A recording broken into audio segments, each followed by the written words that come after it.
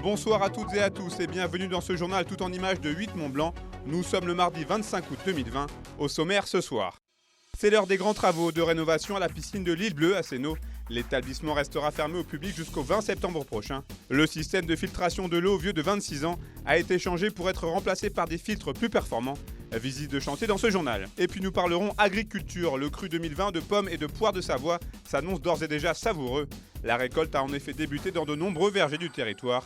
Focus ce soir sur l'un d'entre eux, Atout Pommes, qui cultive plus de 25 hectares à Chevrier. Mais avant de développer ces titres, le tribunal administratif de Grenoble vient de donner raison à Animal Cross. L'association avait décidé d'attaquer en référé la décision de l'ancien préfet de Haute-Savoie, Pierre Lambert, qui ordonnait l'abattage indiscriminé de 60 bouquetins du Bargy pour la période 2020-2022. Une décision qui intervenait dans la lutte contre la propagation de la brucellose. Ces 60 bouquetins devaient être tués sans avoir été testés au préalable, mais le juge des référés a estimé que le préfet de Haute-Savoie n'avait pas suffisamment cherché s'il existait une solution alternative satisfaisante. Depuis 2012 et les premiers abattages de bouquetins du Bargy, c'est la toute première fois que la justice donne raison à une association face à l'État. Saint-Cyrien comme son prédécesseur Louis Laugier, Pascal Bollot, le nouveau préfet de Savoie, s'est présenté à la presse ce mardi. Après 10 ans en tant qu'officier de l'armée de terre, il entre ensuite dans le corps préfectoral où il a notamment été administrateur supérieur des terres australes et antarctiques françaises.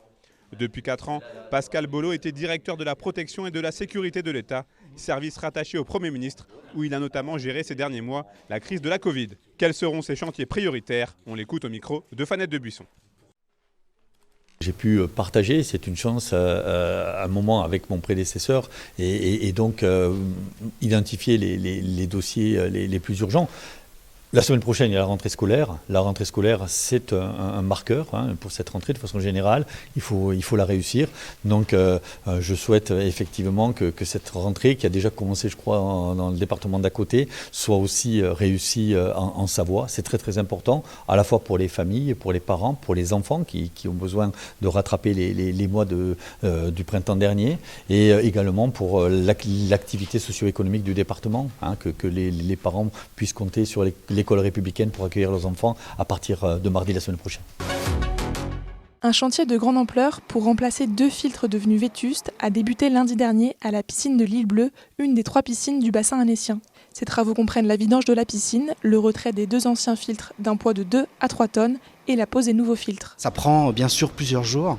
En tout cas, on estime à 48 ou 72 heures par filtre le montage donc, de ces éléments-là.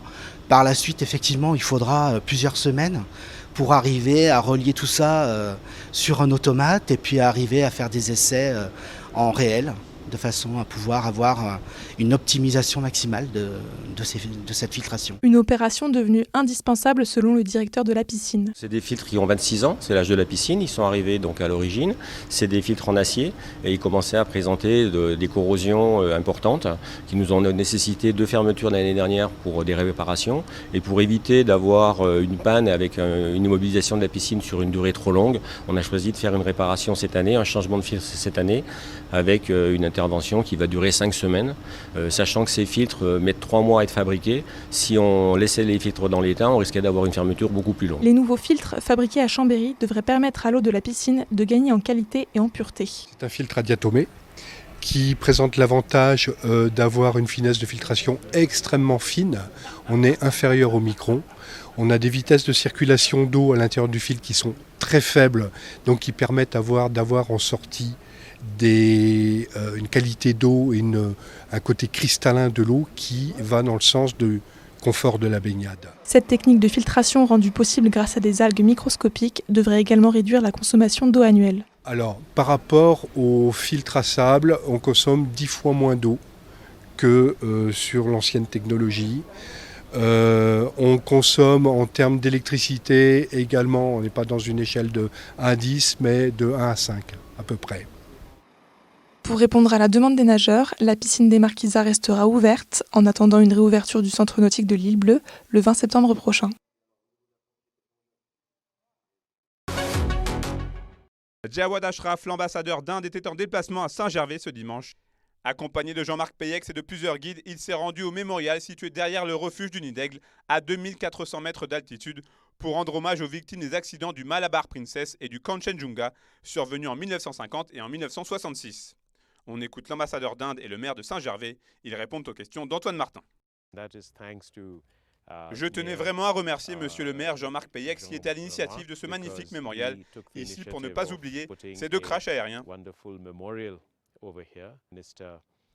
Nous sommes ravis en Inde que notre Premier ministre Narendra Modi et monsieur le maire l'aient inauguré conjointement l'année dernière. C'est réellement un très bel hommage aux nombreuses victimes de ces 2 accidents. Aujourd'hui, c'est un jour particulier puisque ça fait 1 an que le monument qui est derrière moi a été érigé en mémoire des victimes des deux accidents d'avion d'Air India, le Malabar Princess et le Kanchenjunga. Et aujourd'hui, monsieur l'ambassadeur d'Inde à Paris a souhaité venir et se recueillir avec moi en mémoire de toutes les victimes de ces accidents. Le site du Nid d'Aigle est un site emblématique pour Saint-Gervais parce qu'il est le départ de la course du Mont-Blanc. Et l'autre raison, c'est que les guides saint-gervelins qui sont allés sur le secours du Malabar Princess sont partis d'ici. Donc on est au point de départ de la caravane terrestre qui est allée tenter de secourir d'éventuels survivants du Malabar Princess. Au pied de la montagne du Vuache, de petites mains ont pris possession des vergers. Depuis plus d'1 semaine déjà, ils sont en effet près d'une 50aine à récolter les fruits de nombreux mois de labeur. Et malgré cette année 2020 pour le moins atypique, la cueillette s'annonce plutôt bonne. Une année particulière avec un hiver qui a été plutôt doux, très mouillé, très humide. On a eu énormément de pluie d'octobre jusqu'au mois de mars. Ensuite un mois d'avril très sec.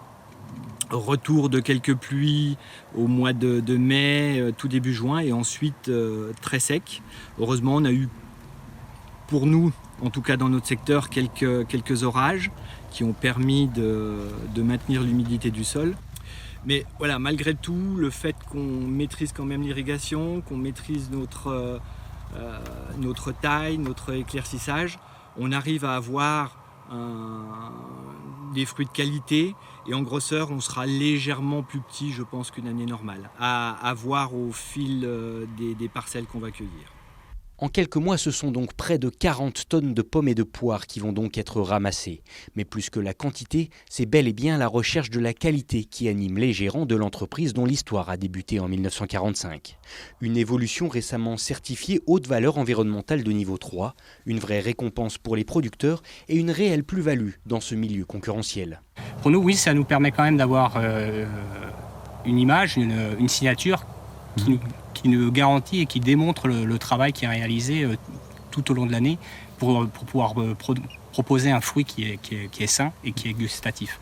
On veut vraiment concentrer la qualité sur le fruit et sur la taille du fruit. On fait nettement la différence simplement en croquant nos fruits, qu'il y a de la densité, il y a du crunch, il y a du goût, et c'est garanti. Après la Delbar estivale, c'est donc au tour de la Gala d'être aujourd'hui récolté.